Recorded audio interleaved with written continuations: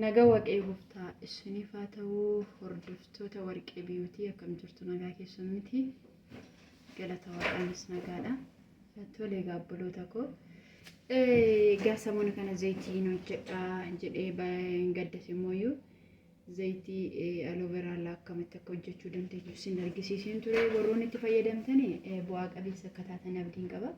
Sababni isaas zayitiiwwan kan akka aloveraa kan akka roozmerii kan akka zayitii qurunfullii kan akka zayitii shunkurtii zayitoota baay'ee jira zayitii abasuuda gurraacha zayitii jinjibilaa kuni doolaarota 25 ol 25 15 37 kan akka kana 50 inna waan akkasii jechuudha isayyuu keemikaalota kan qabannu immoo mana jirru keessatti qopheeffachuu ni dandeenya zayitiiwwan nama maqaa isaanii dhadhee maqaa isaanii kun baay'ee zayitoota bu'aa qabeessa sinitti meedha aloveraan akkasumallee mooyyuu inni nama sin hojjechuuf ta'u kunillee baay'ee faayidaa qabeessa akka ta'e baay'een keessanii wanta kana beektu jedhee yaadamee warri beektanii kuni afaan ingiliffaatiin roozmarii jedhama roozmariin kuni wantoota sadii fayyada wantoota gurguddaa jechuudha inni tokkoffaan mataawwan yeroo malee arrii baasaniif jechuun umriin otoo hin gahin namoonni tokko arrii baasan jiru inna warroota arrii baasan anumtillee ganaa yeroo ijoollummaa koo ganatti arrii yeroo ofirratti argeeru jira jechuudha arrii yeroo malee umrii malee akkan baaneef fayyadaa jechuudha kun tokko jedha lammaffaan mooyyuu dheerina mataadhaaf han akkasaa hin jiru jechuudha. Roozmariin kuni kan akka roozmarii kana dheerina mataadhaaf dafee mataan akka dheeratu kan taasisu kan akka roozmarii kana hin jiru dabalataan immoo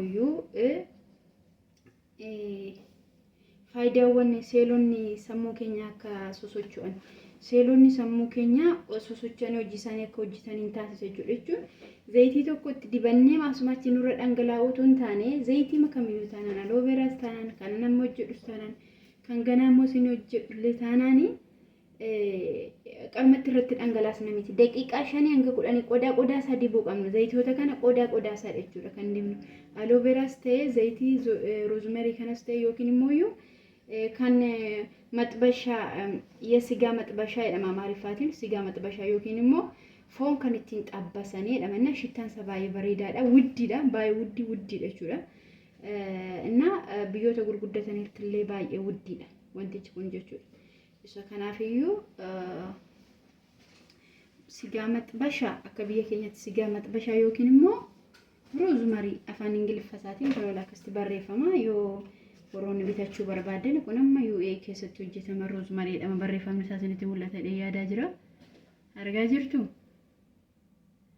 roozmarii jedhama roozmarii tariyo isinitti jallate argama ta'e roozmarii jedhama እና ውዲ ደሌቲ ሀተው ገሩ ባይ ፋይዳ ቀቤሰ ዋንቴ ፊደቹዳ እና ከስቲ ሮዝመሪ ከና ከስ ጎኔ እንኩ ኩነራቲ ደሜሳ ባለ ሰራባ ፈናቹ ከስ ጎኔ ባለ ሰራባ ፈና ኦብሱማን ቱራገና ወሊ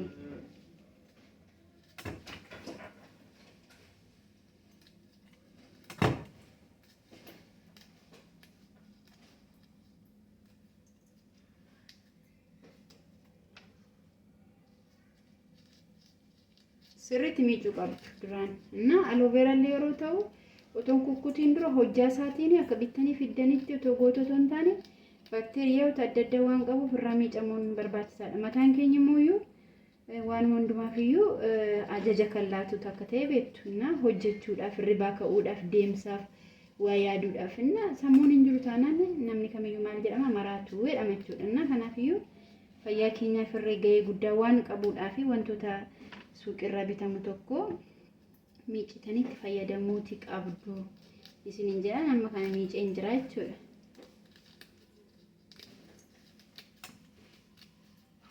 እና ሰብስክራይብ ጎቹudhaan na hordofaa yeroo hundumaa ላይክ na godhaa isinin maliin qabaa boloota koo እና yeroo nama jabeessu immoo namatti tola. Amma wantoota kana wantoota mataa dheeressuu fuula madaatiidhaan badeedhaa fi akkasumallee immoo wantoota mataa arriidhaan badee fi ijoollonni na gaggaafatanii baay'ee jiru jechuudha. Mataa dheerinaaf kan ta'u kan caccabu kan addarraallee jechuun kan addarraallee biqilchuu danda'u. Mataa kan yabbisuu danda'u kan biqilchuu danda'u amma hair grow kan jedhamu ingiliffaatiin qarshii isaallee yaadachuu baadhu.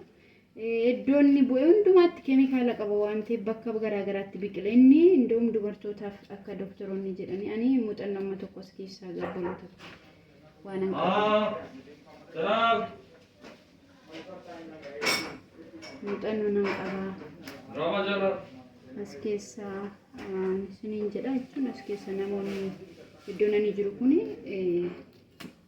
bakkoota beektonni baay'een muuxannoo garaagaraa wayii fayyaa kanarratti nama laata waan ta'eef isaan irraa muuxannoo waan tokko beekanii gaafachuun immoo waan hin beekne tokko baruun gaafachuun cubbuun qabu waan ta'eef ani waan baruu barbaadu tokko isheetiin burtukaan faayidaa maal akka teessu dubbisuutiin alatti jechuudha. Dubbisnee waa tokkoon argachuu dandeenya. Dubbisuutiin alatti waan akkasii nan gaafa.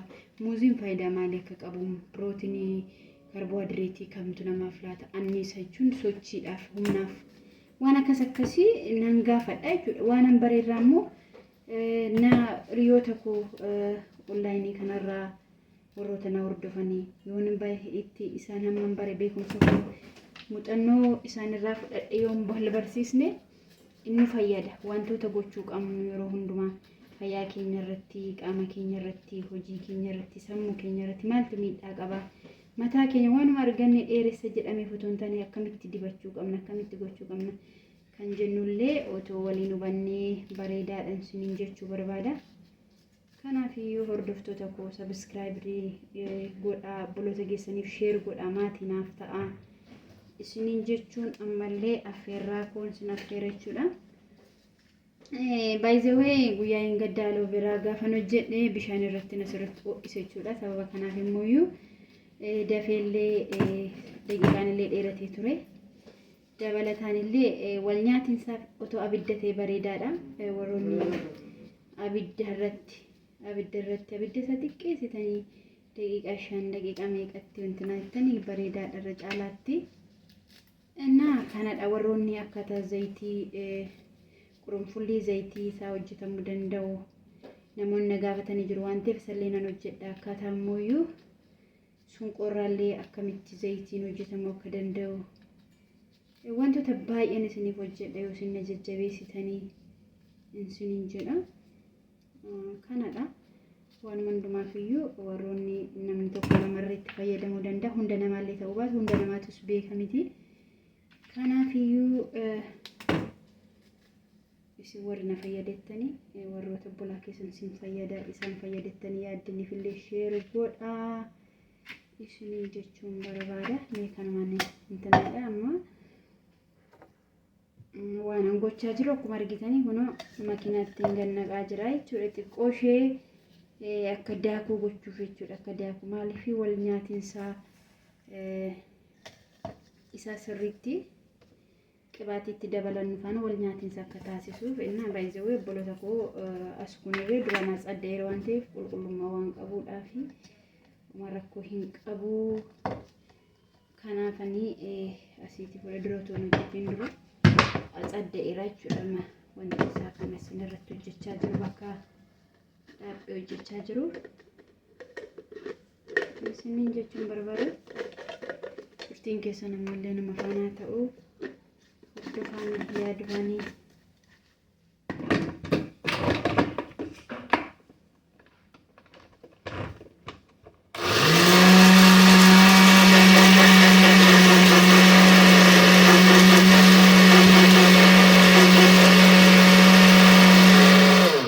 baay'eetoon taane xiqqoo masheedha jechuudha. Akka wal nyaatiinsaaf nu ta'u malee baay'ee diqqee gooree bulleessii waan daannuu qabnu ishii uddochee kanadha jechuudha. Makiinaan kun baay'ee naa taateen isin garramu. Makiinaa kana kan biraa xiqqoo qaba, guddaa qaba. Kan itti akkasuma daakuuwwan garaagaraatti daakamu jira. Na waan akkasiiti isiniin jedhu hordoftoota koo kun akkas naa ta'ee jira. Kanatti maaliin godha nama zayitii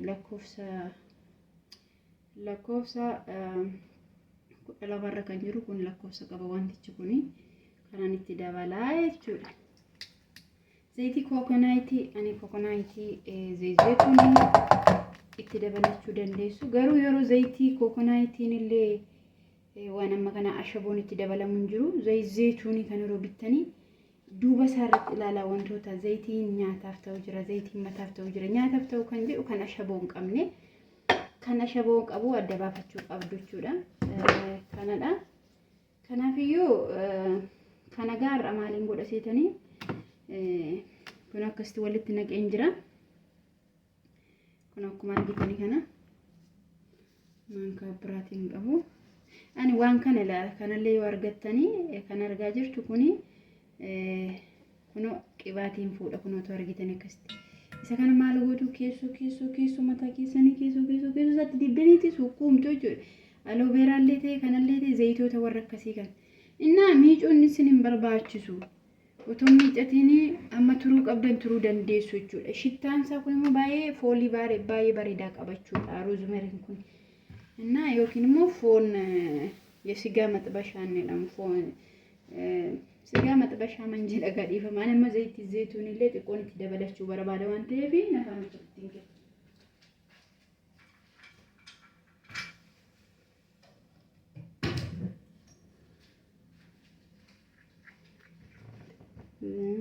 ኩማርጊታኒ ኮኖ በቃ አኒ ተቀመሽላሌትን እቺ ደበላችሁ ካና ወዲ ማሊን ጎደሴተኒ deemeetani maayikirooweeviin jira jechuudha. Maayikirooweeviin jira maayikirooweeviitti daqiiqaa tokkoon galama nan takkattaksiisa jechuudha. Maayikirooweevii keessatti malee akka guyyaa engaddaa bishaan irratti ho'isuun xiqqoo badas yeroo fudhatasii waliin nyaatus dafee. Maayikirooweevii immoo kaameraa waraabummoo xiqqoo naatti ulfaata achitti waan ta'eedhaaf sababni isaas namoota garaagaraa achi keessatti nyaata waanta jiruuf jechuudha. Kanaaf yoo of oolchaa erga hojjedhee calalee booddee immoo dhumarratti qodaa kanatti naqeetanii isin argisiisaa jechuudha.